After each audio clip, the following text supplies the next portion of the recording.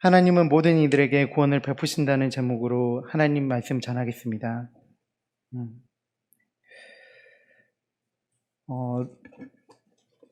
바울은 로마서를 기술하면서 1장에서 8장까지는 믿음으로 구원을 받음을 강조하므로 이방인도 하나님의 백성이 될 수 있다는 것을 우리에게 알려주고 있습니다. 그리고 바울은 9장에서 11장에서 먼저 선택받은 이스라엘 백성이 구원에서 제외되는 것은 아닌지에 대해 우려를 제기하는, 그런 염려를 제기하는 사람들에게 하나님의 섭리 안에서 이스라엘 백성들도 역시 구원을 받게 될 것임을 말하고 있습니다. 오늘 11장 말씀은 하나님의 구원에서 제외될 것을 염려한 이스라엘 백성들을 향한 바울의 말의 핵심을 바울이 스스로 요약하고 정리하고 있는 장입니다.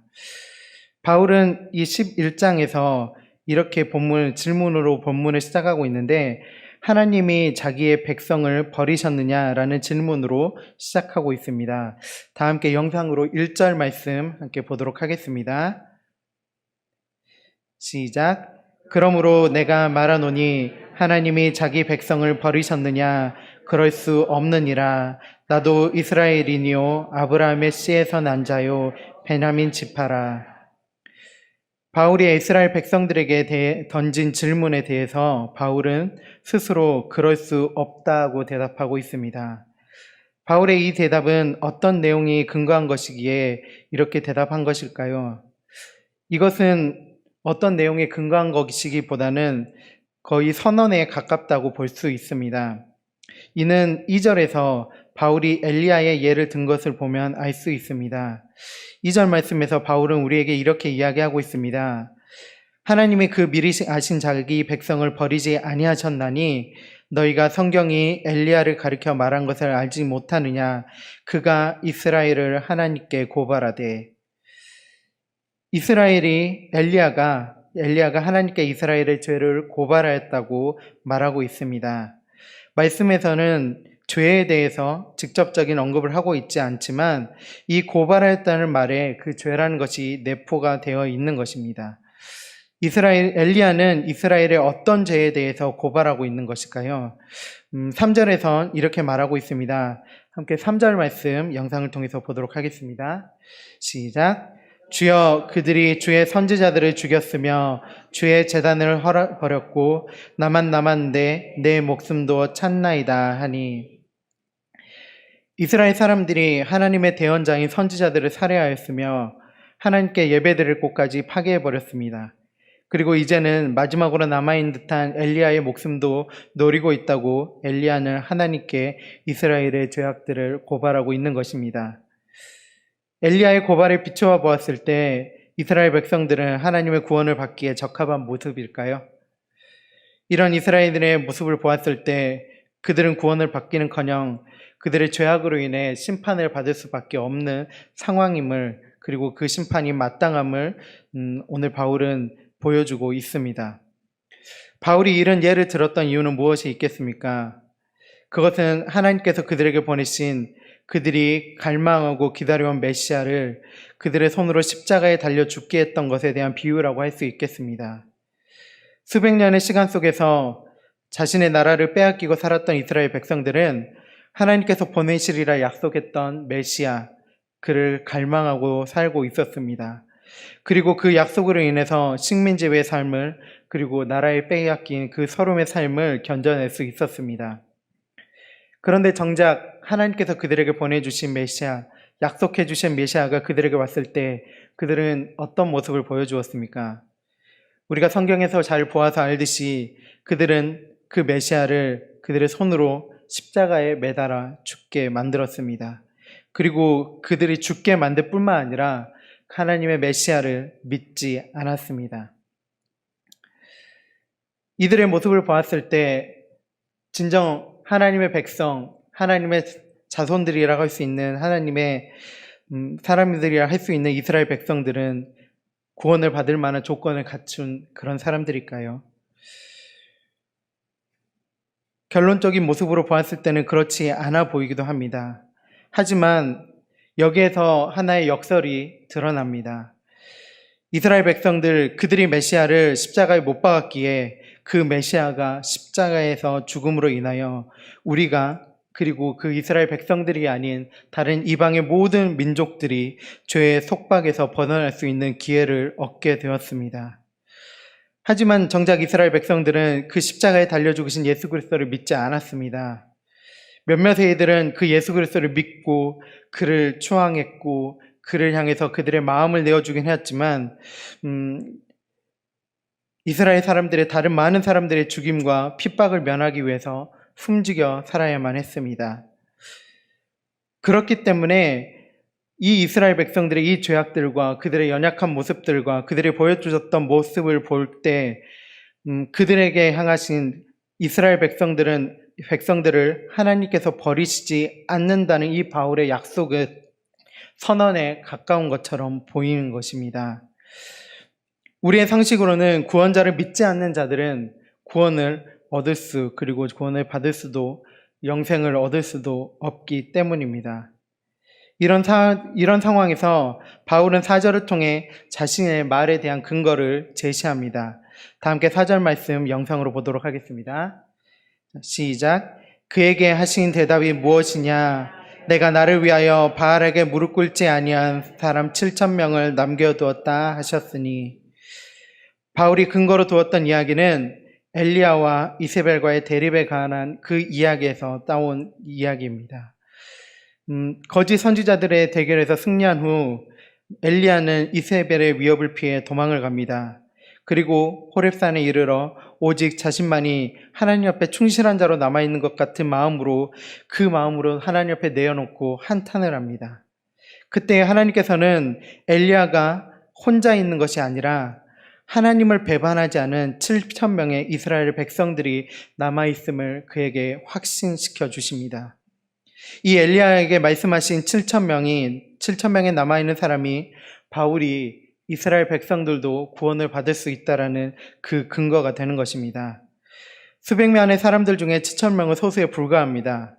하지만 그 소수에 남아있는 사람들로 인해서 그리고 그들이 하나님을 향한 그 믿음을 지켰기에 하나님께서는 엘리야를 통해서 그 이스라엘 백성들을 살게 하셨습니다. 그리고 그때에만 그 하나님을 향한 믿음을 저버리지 않은 7,000명이 남겨져 있던 것이 아닌 바울에게도 지금 이 상황에도 하나님을 버리지 아니하고 하나님의 말씀을 변화시키지 않고 온전하게 하나님을 믿고 따르고 있는 그 7,000명이 너희들 가운데 있기에 내가 이스라엘 백성들 너희를 버리지 않고 너희에게 구원을 베풀어 주겠다라는 그런 근거를 바울을 통해서 하고 계시는 것입니다. 그들이 지킨 믿음은 그들의 마음이 강해였기도 아니었습니다. 그들이 담대하였기도 아니었습니다. 그들의 하나님 앞에 믿음을 지킬 수 있었던 것은 단 하나, 하나님께서 그들의 믿음을 지켜주셨기 때문에 가능한 일이었습니다. 그리고 그들의 믿음을 지켜주신 하나님께서 그 소수에 불과한 이들로 인하여 하나님의 언약의 목적을 이루어 가셨기 때문에 가능한 것입니다. 방금도 말씀드렸듯이 바울이 고백하기에 지금 이스라엘 백성의 상황들이 그렇다는 것입니다. 그들의 언약의 열매인 예수 그리스도를 십자가에 못 박았고 그를 거부하고 있습니다. 많은 사람들이 예수 그리스도에 대해서 믿는 것을 거부할 뿐만 아니라 바울도 그랬듯이 믿는 자들을 잡아 죽이려고 그렇게 하였습니다. 하지만 그들 중에 매우 적은 이들이지만 예수 그리스도를 믿는 이들이 생겨나고 예수 그리스도를 메시아를 믿는 그 믿음을 가졌던 사람들이 여전히 있었습니다. 소수의 인원이었지만 그들로 인하여 하나님의 구원의 문은 이스라엘을 향하여 닫히지 않았음을 바울은 분명하게 밝히고 있는 것입니다. 그렇다면 이스라엘 백성들을 향하여 바울이 이 말을 한 까닭은 어디에 있을까요? 그것은 우리는 복음의 방향을 보면 잘 알 수 있습니다. 예수님께서 십자가에서 죽으시고 다시 살아나셔서 이제 하늘로 승천하셔서 하나님 우편에 앉아서 돌아가시고 난 이후 이제 제자들은 두려워 떨고 있었습니다. 그 두려워 떨고 있던 제자들에게 생명이 임하게 되고 제자들은 그 즉시로 이제 힘을 얻어 용기를 얻어 밖으로 나가 예수 그리스도의 복음을 전파하기 시작했습니다. 그리고 이 전파하였던 복음은 이스라엘 땅 가운데 머물러 있고 멈춰 있는 것이 아니라 그 복음은 이스라엘을 넘어 세계를 향해 전파되기 시작합니다. 그리고 그 복음은 우리가 사도행전을 보면 알 수 있듯이 유대인들을 향하기보다는 이방인들을 향하여 더 많이 전파되고 있는 것들을 우리는 볼 수 있습니다. 그로 인하여 수많은 이방인들이 회심하게 되고 주요한 교회들이 이스라엘이 아닌 다른 이방의 지역에 세워지는 결과를 우리는 볼 수 있습니다. 그것으로 인한 결과가 지금 이 땅, 우리가 살고 있는 이 대한민국 위에도 복음이 전파되었고 100년 전 그 전에 전파된 복음으로 인하여 곳곳에 하나님의 교회가 세워졌고 수많은 믿는 자들이 이 땅 가운데 세워져 있음을 우리는 볼 수 있습니다. 이런 상황에서 메시아를 거부해버린 이스라엘 백성들, 거부해버린 정도가 아닌 메시아를 죽음으로 몰고 간 죄를 가진 이스라엘 백성들이 하나님의 구원의 도에 들어올 수 있는가가 문제가 된 것입니다. 지금 이런 것들을 볼 때 이것이 왜 문제가 되는지 단지 몇몇의 이스라엘 백성들이 그렇게 주동해서 했을 뿐인데 왜 이것이 문제가 되는지 우리에게 잘 이해가 되지 않을 수도 있습니다. 하지만 당신의 신론 그리고 그런 구원관에 비추어 봤을 때 이것은 굉장히 중요한 문제입니다. 지금은 우리의 신앙은 많이 개별적인 신앙에 맞추어져 있습니다. 개인이 믿고 개인이 하나님께 고백해서 하나님의 구원에 이른다, 천국에 이른다는 것이 우리의 개별적인 신론입니다. 구원관입니다. 하지만 이때 당시만 해도 개인적인 신앙에 멈춰 있는 것이 아닌 대부분은 공동체적 신앙에 매우 중요한 시대였습니다. 우리도 십수년 전만 해도 이런 공동체적 신앙이 그리고 공동체적 이야기가 굉장히 중요한 시대를 우리는 살았습니다. 여러분 기억나십니까? 여러분이 처음 예수를 믿었던 시절, 그때를 혹시 기억하십니까? 저 때는 그렇지 않았습니다. 하지만 저희 어머니 때 그리고 저보다 더 위에 있는 선배들의 이야기를 들어보면 부모님이 교회를 나가지 말라고 이렇게 자녀들을 가둬놓거나 아니면 자기 가족들을 굉장히 뭐라고 하는 경우들을 많이 본 적이 있었을 겁니다. 저희 어머니께서 예전에 얘기들을 가끔 해주셨는데 자기 동네에서 그런 경우가 있었다라고 합니다.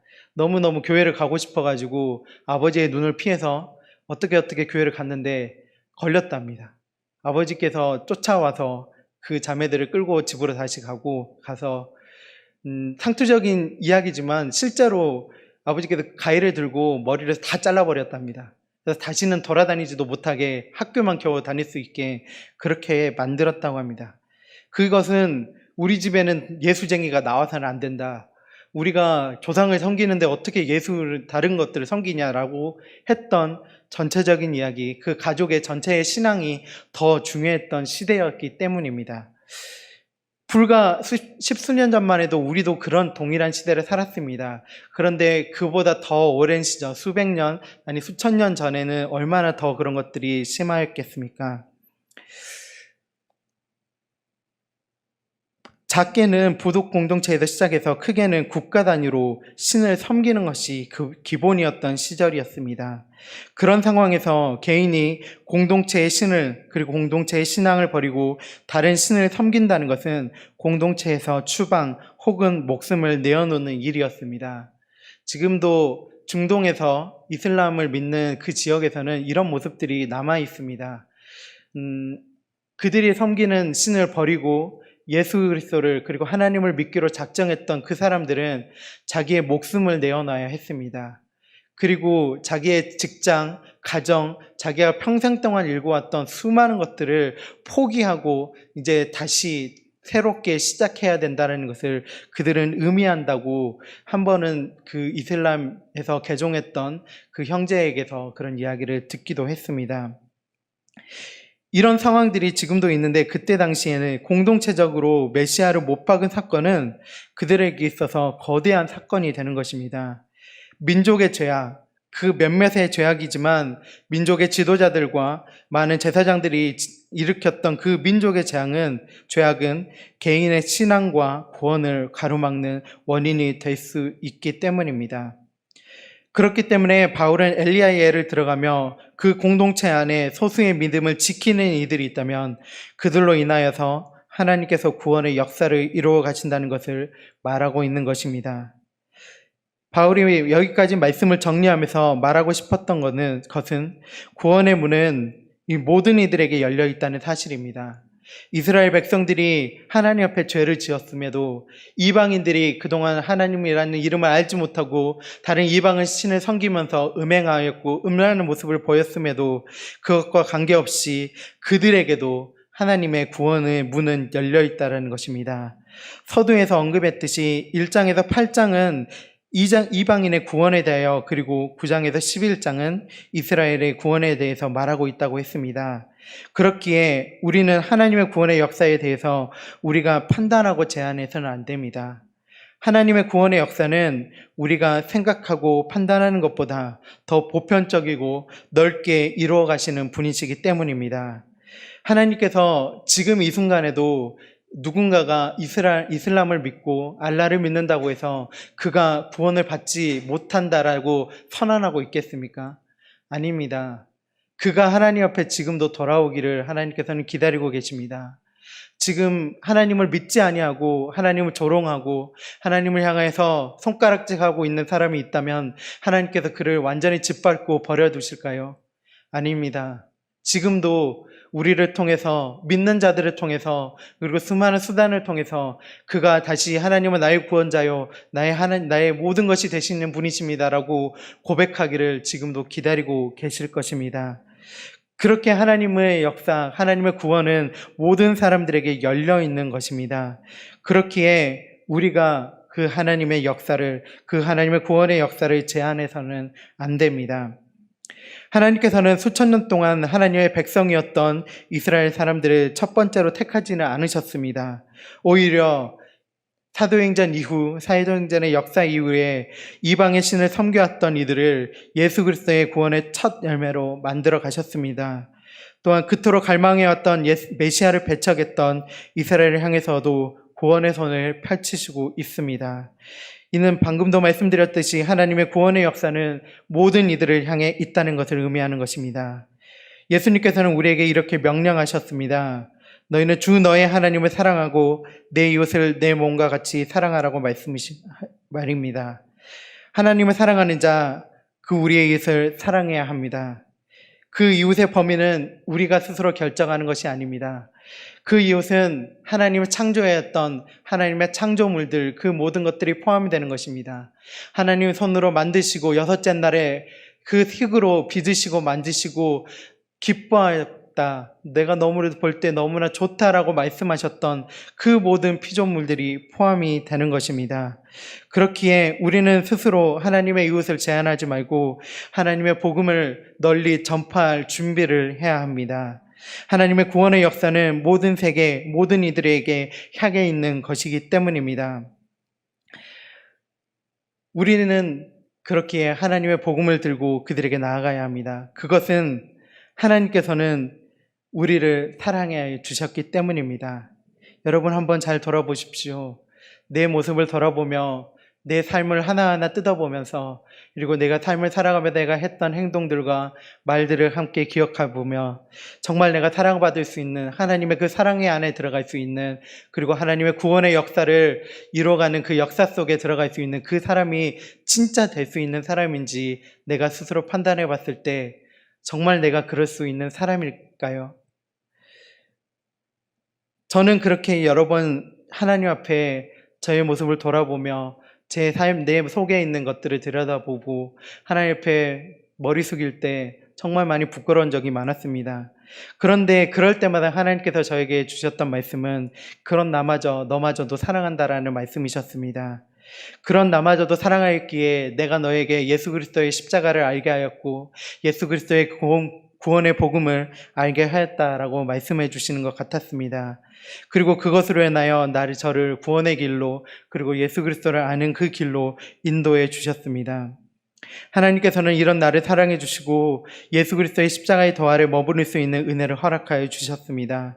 이런 나를 하나님께서 사랑하셨다면 나 아닌 다른 일도 하나님께서는 사랑하실 것입니다.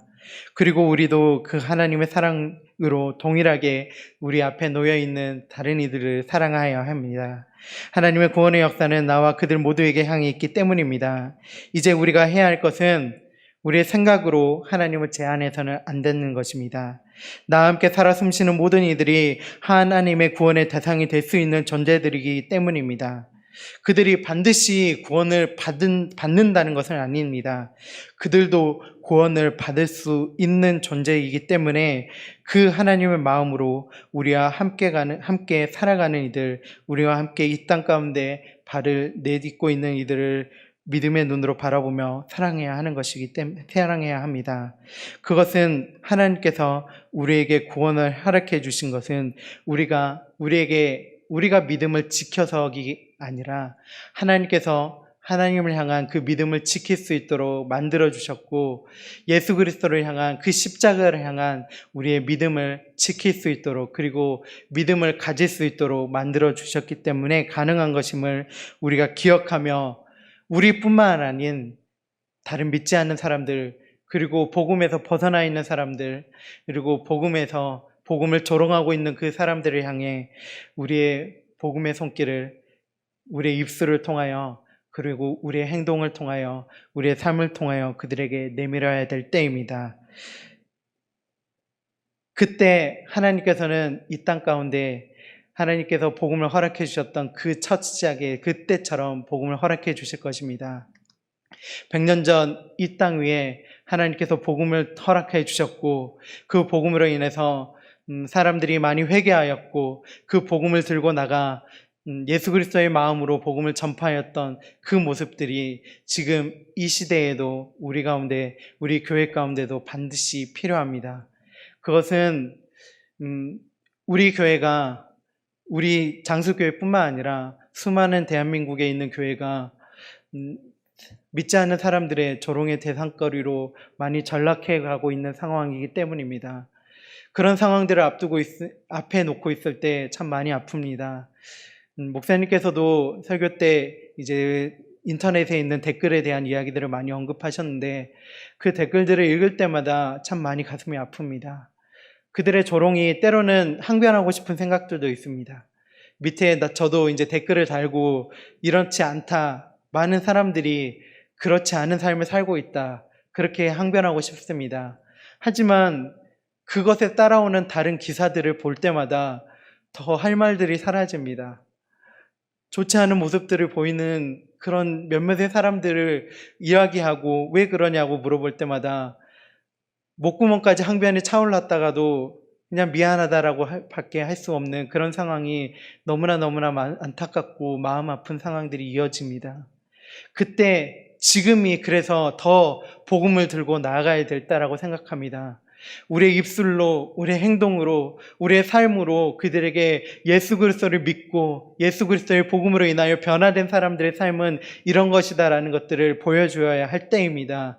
그들이 조롱 앞에 그들을 항변하고 그들 앞에 같이 화내고 그들을 같이 조롱하는 것이 아니라, 그들을 함께 품어주셨던 그 조롱 가운데서도 십자가를 지고 가셨던 그 예수 그리스도의 그 모습을 본받아 우리도 함께 우리의 삶을 통하여 예수 그리스도의 명령과 하나님의 명령을 지키며 살아가는 그런 사람들이 되어야 할 것입니다. 그때 우리의 소수의 사람들을 통해서, 엘리야의 그 사람들을 통해서 하나님께서 이스라엘의 구원을 이루어 가셨던 것처럼, 사도 바울을 통하여 이스라엘의 구원의 약속을 우리에게 선포하셨던 것처럼, 우리의 이 땅 가운데, 이 나라와 이 민족과 이 세상과 열방 가운데 하나님의 구원의 역사는 반드시 이루어 갈 것을 모두 기억하며 나아가는 우리 장수교회 모든 성도님들이 되시기를 바랍니다.